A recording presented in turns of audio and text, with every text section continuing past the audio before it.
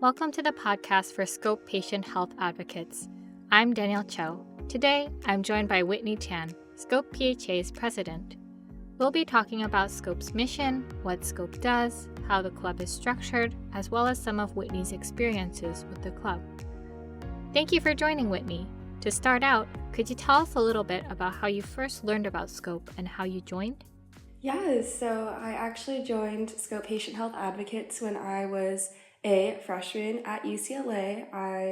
It was my first quarter, and I was looking for organizations that kind of matched what I was interested in.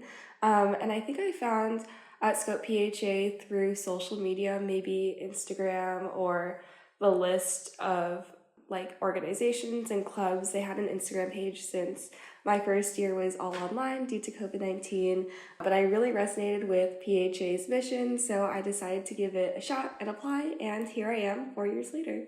Very cool. Thank you for sharing that. Can you tell us a little bit about the positions you've been involved in with Scope PHA? Of course. When I was a freshman, I first started out on the outreach team, and that was a very fun experience because it combined a lot of what I was interested in, such as trying to expand PHA's mission to other organizations or collaborating with other organizations, and then also designing social media posts because I really enjoy design. And then my second year, I was actually on the health systems team. That team doesn't exist anymore. It kind of got absorbed into our health tech team, but I got to help with volunteer onboarding and also trying to navigate the UCLA Health volunteer system. And that was really great because I'm really interested in digital healthcare tech. And then that's after 2 years in PHA, I knew that I wanted to be involved further. So at the end of my second year, I applied for leadership. I originally wasn't going to apply, but the president of PHA that was going to be president during my third year really encouraged me to apply, and I ended up joining board as the outreach director, and that was very, very fun because it was kind of a throwback to what I did my freshman year, and it was kind of surreal leading the team 2 years later. And I absolutely loved leading the outreach team. We got to make a lot of social media posts. We ran 2 health fairs on the UCLA campus, so that was really, really great. And then I just loved being on board so much and being super involved in PHA that at the end of my third year, I decided to apply to be president of Patient Health Advocates, and that was a very nerve-wracking experience. But again, the past president of PHA really encouraged me to step out of my comfort zone and step up to an even higher leadership position. His name is Arian. We call him Ari, but he really encouraged me to really step outside of my comfort zone. So that's how I ended up applying to be president. And I got the call that the senior leadership committee selected me for presidency. And that's been great. It's also been very, very surreal getting to lead such a brilliant leadership team as president. I'm so humbled every single day by just the brilliance of everyone that's on leadership board. And I'm very grateful that Ari pushed me to be in this leadership position because I know without him, I definitely would not have applied to be on leadership for PHA. But as president, there are a lot of things to do. You're overseeing all the project teams and then also exec, but it's a great experience and I'm so lucky. That's great to hear. Could you tell us a little bit about how the club is structured? Of course. So, at PHA, we do things both inside of clinic and then outside of clinic. So inside clinic, every single member, after they complete what's called fall class is a 2-unit upper div course taught by our leadership that focuses on how to casework, what exactly public health and social determinants of health and upstreamism is, and then also how to talk to patients in clinic, how to be a kind and empathetic human being after they finish 10 weeks of fall class training. They get to do clinic shifts in primary care clinics to help casework. So that's kind of what we do in clinic. And then outside of clinic, we have teams that are called project teams. We have 6 project teams that our members are each a part of. They are outreach, resource, health tech, community member dev, and transitional care. They're all a bit different, but they kind of help move forward Scope PHA's mission beyond the walls of clinic. For example, for outreach, we make social media posts, we form new relations with clinic, we do cool things like a podcast. For resource, they upkeep our resource database, they do health fairs with other organizations at UCLA, and they're also creating a high school curriculum. So we have like a ton of projects that happen within our project teams to further our mission outside of clinic. And then we have project teams that focus on areas internally for our organization, for example, community and member development. That's our planning socials for our club members, and then also helping for the professional development of our members. To touch on one of the terms you just mentioned, could you tell us a little bit more about what exactly upstreamism is and how we teach this to new members in fall class? Yes, of course. Upstreamism is one of the practices that we really preach in PHA. I talked about this a little bit earlier, but upstreamism is basically investigating any of the social needs a patient faces, whether that's housing, whether that's food insecurity, whether that's mental health concerns, or maybe they need transportation to clinic or something like that. It's going to investigate that way before any of those social determinants of health, any of those social needs manifest into actual clinic visits. And that can include, for example, in an annual well-child visit, assessing for example, any mental health concerns before maybe the patient has to come back 3 months later because their maybe mental health issues have manifested into another clinic visit. So the goal of upstreamism is to actually reduce the number of times we get to see patients in clinic, because that means that they're happier, they're healthier, they have the resources they need to thrive in their own communities. We teach this in fall class through a TED Talk that is linked on our website, scopepha.org. It's a TED Talk that a lot of our applicants watch. It's the TED Talk that we play on the first day of fall class. It talks about upstreamism and has a great metaphor. So if you want to check it out, it's on scopepha.org. And yeah, like that's the way that we teach it. I think that that TED Talk and the slides that we have on upstreamism are kind of what give our members clarity on why PHA is so important. Because of course, doing clinical research, being involved, volunteering in healthcare is super important, but the way in which you are involved also matters. So by teaching our new members what upstreamism is, it kind of gives them a lot of clarity on why social caseworking, which might not have a lot of clout per se in the healthcare space or might be a little bit confusing or unknown to individuals, is super important to have in clinic. Thank you for that. I know that personally for me as well, I didn't know about public health in general as a field until late in high school. And then I only learned about upstreamism after coming to college and joining Scope PHA. So I really appreciate how Scope PHA exposed me to these ideas because I think it has been very important in clarifying my desires for what I want to do in the future. Can you tell us a little bit about how caseworking entails and what being in clinic for Scope PHA has been like?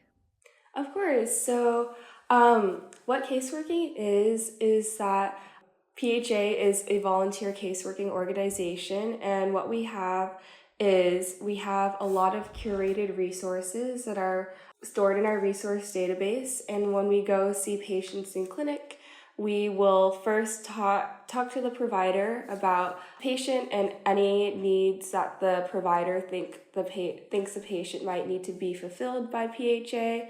Then we shadow the visit just to get a lot of context on who the patient is and how we might help them. So we listen on the visit, and then after the provider leaves the room, that's when we start our caseworking. And the whole goal of caseworking is to connect patients to the resources that we have. So, for example, if a patient is going through some housing struggles, we have a lot of resources for housing that we can personalize. For example, maybe if a patient is looking to get on Section 8 housing, or they just want resources that you could read on housing, or maybe they want help finding an apartment in another neighborhood of Los Angeles. We can help with all three of those and beyond. So our resources are super personalized, and for caseworking, that's the whole process of just chatting with the patient, seeing what their needs are, seeing what barriers they face for the different social determinants of health, and then we connect them to those resources in a personalized way. And also,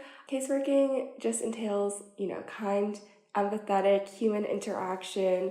Healthcare is such a big field, and sometimes you get lost in all of the administration, all the logistics. So also as PHAs, we just want to be a listening ear and like a kind, helpful volunteer that will make an impact on your healthcare outside the four walls of clinic.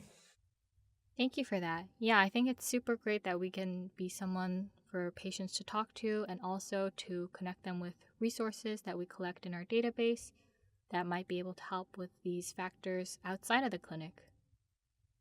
The next thing I wanted to ask you was, what has been your personal favorite experience of being part of Scope PHA? That is such a great question. I think my answer is always the people. In PHA, we spend a lot of time together, and you dedicate a lot of time to the club because you have your 4-hour clinic shift, you have your general meetings and project team meetings, and then if you are on leadership, we also have leadership meetings and exec meetings and branch meetings. So we spend a lot of time together, but honestly, doesn't feel like any work because everyone in PHA is so amazing and so kind, and they're really interested in public health, but also everything outside of public health. So we all have diverse interests, and it's just so much fun. Even though I spend maybe like 3 hours in meetings with PHAs, I always want to spend more time with them at socials, getting food, or just like walking with them on campus, just because everyone is so amazing. So definitely the people are the best part of PHA. I completely agree. What are some of the upcoming projects or events that Scope has planned for this year that you're most excited for? That is a great question. I think we have 3 branches in our organization: internal, external, and resource.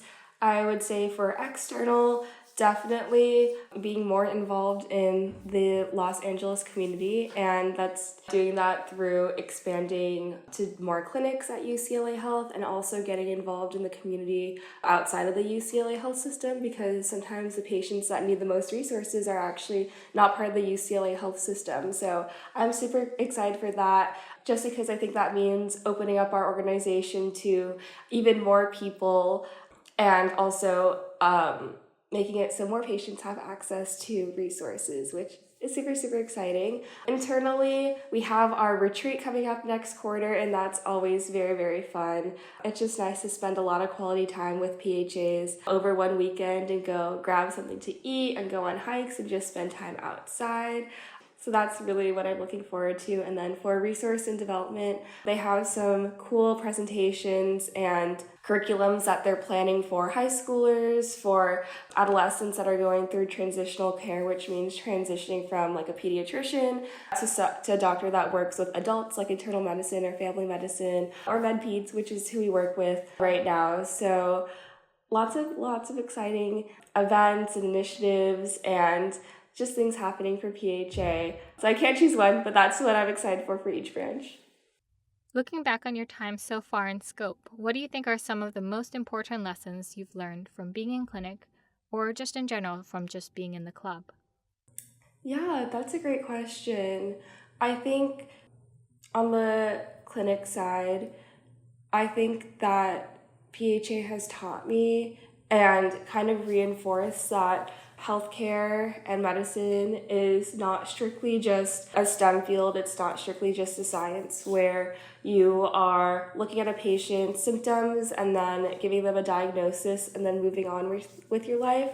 Medicine is way more human-centered. It's about building relationships that last legitimately a lifetime with your patients. It's about really listening to your patients' concerns and assessing if they face any barriers outside of their symptoms and medical concerns, and that includes addressing social needs. And I think what PHA has taught me that to be a good healthcare provider, you really have to understand the whole patient, not just the symptoms, not just for getting a diagnosis, but the whole patient and what they're receptive to, and what kind of person they are, and what kind of institutions are impacting them on an individual level and also a community level. And that's a lesson that I carry with me every single day, even outside of my PHA work, just realizing that all individuals are impacted by larger societal institutions. So you can't, to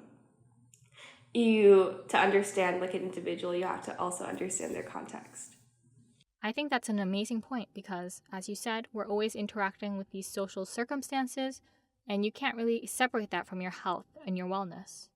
Finally, I wanted to ask you, how do you think Scope PHA has affected your time at college and your future plans going forward?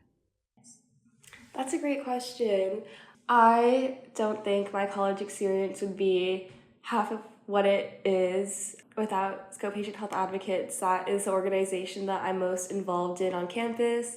It's an organization where I've met some of my closest friends, my biggest inspirations, people that really pushed me to do what I'm passionate about. So I'm incredibly grateful for PHA. It's deepened my knowledge of public health and how to work in a clinical space and really what being a physician looks like. And then also just how to be a better leader, a better person in an organization, someone that can deal with tougher situations, but can also step up and do more fun stuff. And just learning about all of our members' interests. For example, one of our board members is an Asian American Studies double major, and he really encouraged me to take an Asian Am class, and that so far has been my favorite class at UCLA. So I think PHAs are so wonderful, and I'm still connected with PHAs that have already graduated. I saw one PHA yesterday just in Santa Monica, and it was great to see her again. And I know that she graduated last year, so it's always a treat. So I think that it's just given me a family, pun intended, has helped me grow professionally and in the healthcare space, and it's just been great. And I think that for my future plans, PHA has given me a lot of clarity about the exact niche I want to be involved in healthcare. I definitely want to do something public health related. I definitely want to combine design because I loved it so much on the outreach team, design, tech, and public health into a career. My dream is to go into like public health tech as a product designer to help expand technological access and just healthcare to those in need, for example, doing telehealth visits or getting out health education resources, and then ultimately go to medical school because I just adore what the doctors do in the clinics that we volunteer in every single day. I thought that I would be an inpatient person running around an ICU or emergency department, but PHA has really seriously made me consider doing primary care, just because I walk away every single clinic shift with a huge smile on my face. And I just cannot thank PHA enough. The organization has just given me so much knowledge and clarity about what I want to do in healthcare and why I want it to be public health related. Thank you so much for joining me today, Whitney. It was a pleasure to talk with you. Thank you so much, Danielle. Always a pleasure to talk with you. This podcast is brought to you by Scope PHA. You can listen to this show and others on Spotify, Apple Podcasts, and SoundCloud. And the audio and transcript of the show is available on our website, scopepha.org. I'm Danielle Cho, and I'll see you next time.